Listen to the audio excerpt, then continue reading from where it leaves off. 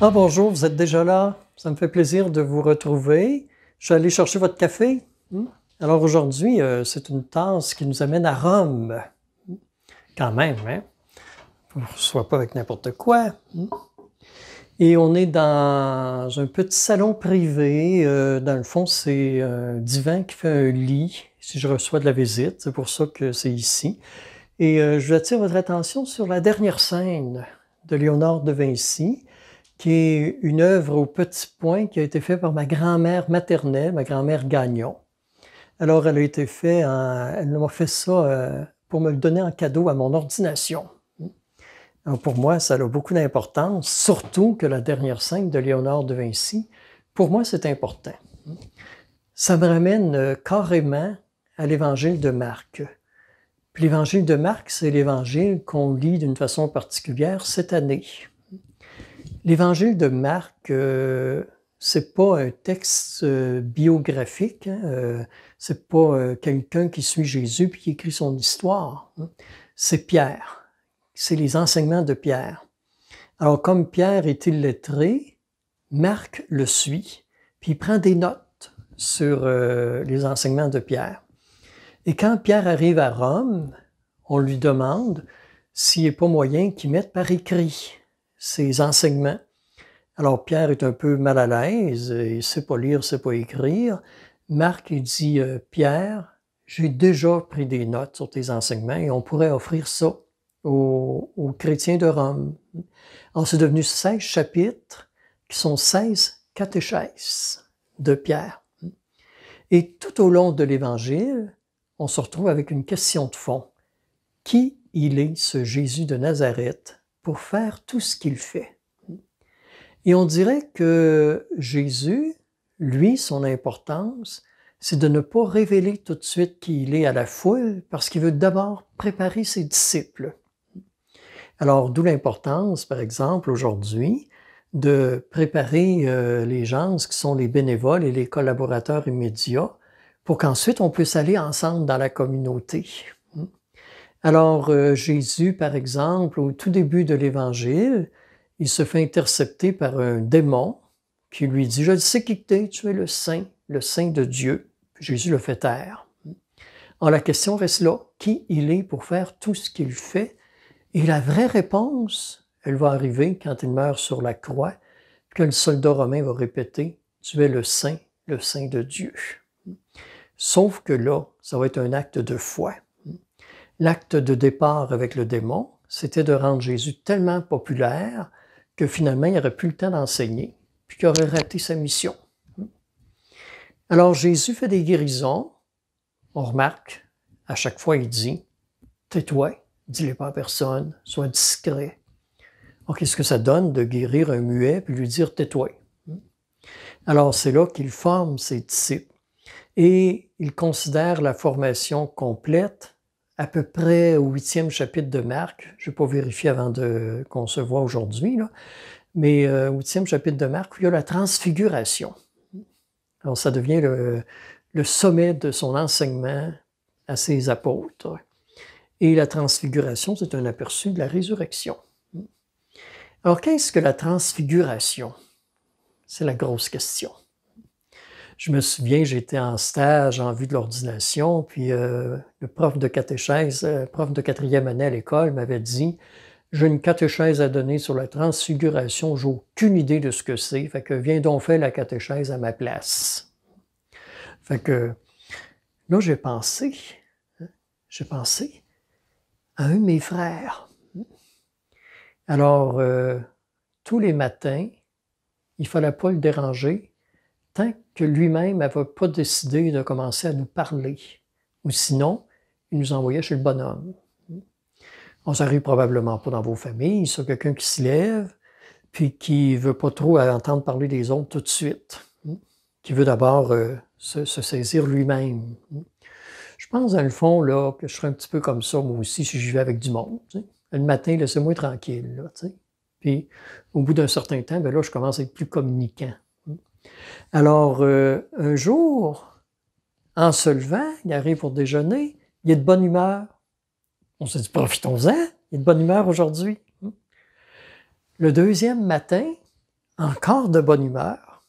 C'est surprenant, on ne le reconnaît plus. Troisième matin, encore de bonne humeur. Là, ma mère a décrété une enquête. Et on a découvert, je cite l'expression, je ne la comprends pas trop, mais en tout cas, ça fait partie de nos us et coutumes. Alors, il était tombé en amour. Ça a tout changé sa vie. C'est ça la transfiguration. Être en amour avec la vie, être en amour avec Dieu, se sentir aimé. Et ça donne la force de faire mieux, de faire avec beaucoup plus de cœur tout ce qu'on a à faire. Et là, j'en arrive avec la dernière scène. Alors, on dit que Léonard de Vinci, quand il a fait cette dernière scène, cette peinture, cette toile, il cherchait des modèles vivants pour illustrer chacun des apôtres. Alors, quand tu te fais approcher par M. de Vinci, qui est quand même connu et estimé beaucoup par sa population, puis qui te dit, moi, je suis en train de faire un portrait, une peinture qui va devenir le chef-d'œuvre de ma vie. Et votre face m'inspire pour faire le Christ. Il me semble que ça doit être le fun de se faire dire ça. Hein? Alors, ça va bien, même quand tu es rendu à faire Pierre, Paul, pas Paul, Jean, Jacques. Alors, c'est le fun de se faire dire ton visage m'inspire Saint-Pierre, ton visage m'inspire Saint-Jean. Hein? Mais là, il reste Judas. Ça, c'est plus gênant. Alors, il cherchait quelqu'un qui avait comme le vice imprimé dans le visage. Fait qu'il a fait les endroits des itinérants. Il est allé dans les parcs. Finalement, il ne trouve jamais son Judas. Ça fait au moins 1 an qu'il est sur ce tableau-là. Ça fait 2-3 mois qu'il cherche son Judas. À un moment donné, il est assis dans un parc. Il regarde au loin. Il dit, voilà mon Judas. Fait qu'il s'approche du gars. Il dit, je suis en train de peindre la dernière scène. Le gars dit, oui, je suis au courant. Ah oui?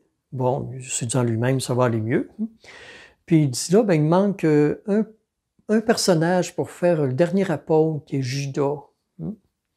Alors, accepteriez-vous de peindre pour moi? Le gars, il dit, je veux bien. Il dit, regardez-moi comme il faut, Monsieur Léonard. Vous m'avez demandé, il y a 1 an, pour faire le Christ. Alors, le gars n'avait pas changé. Les préoccupations de Léonard avaient changé. Alors, qu'est-ce qui nous empêche de vivre en transfiguré? Souvent, c'est nos préoccupations. Alors, est-ce que je laisse mes préoccupations prendre le dessus dans ma vie? Est-ce que quand il m'arrive une contrariété ou une épreuve, je me laisse abattre, puis il n'y a plus rien de bon dans la vie?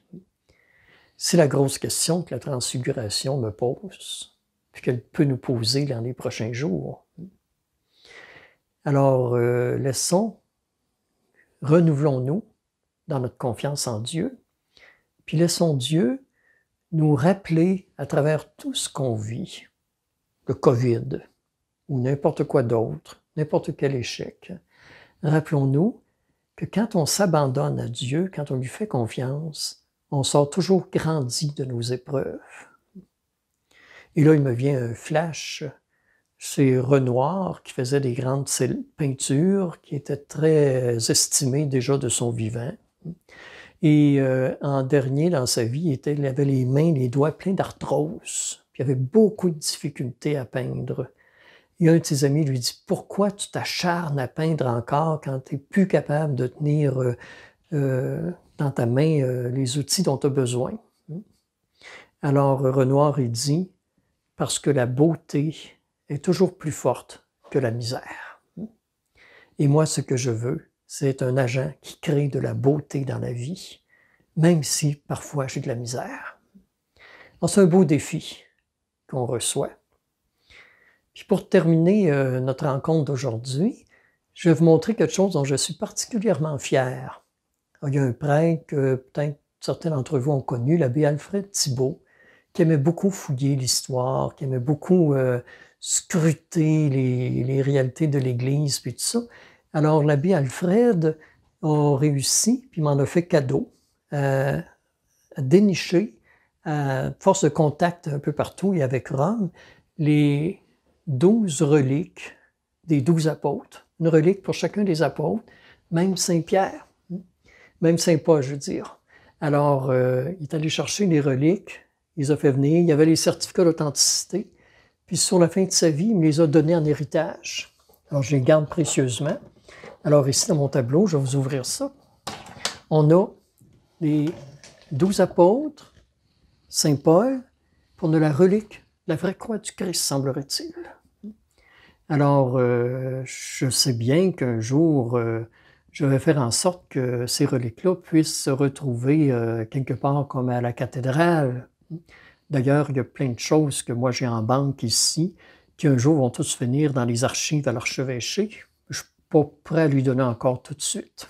Plein de choses que j'ai accumulées avec les années, avec mes recherches, avec mon goût de fouiller l'histoire, avec mon goût de connaître ce qui s'est vécu avant nous. Parce que des fois, c'est utile de voir ce qui s'est vécu avant nous. Ça nous aide à voir vers où on s'en va par la suite. Alors, c'est un cadre que j'aime beaucoup et qui me fait plaisir de vous partager aujourd'hui.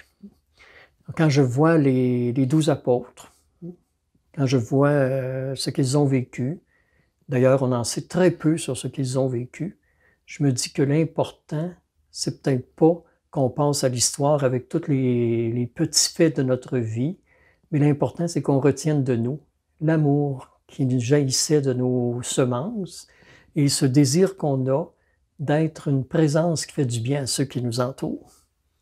Alors, en ce sens-là, profitons des quelques heures qui suivent pour nous demander jusqu'à quel point on peut être laissé en souvenir à ceux et celles qui nous entourent tout ce désir qu'on a de rendre heureux les gens autour de nous au quotidien. Je pense qu'on a de quoi réfléchir pour les prochaines heures. Bonne semaine.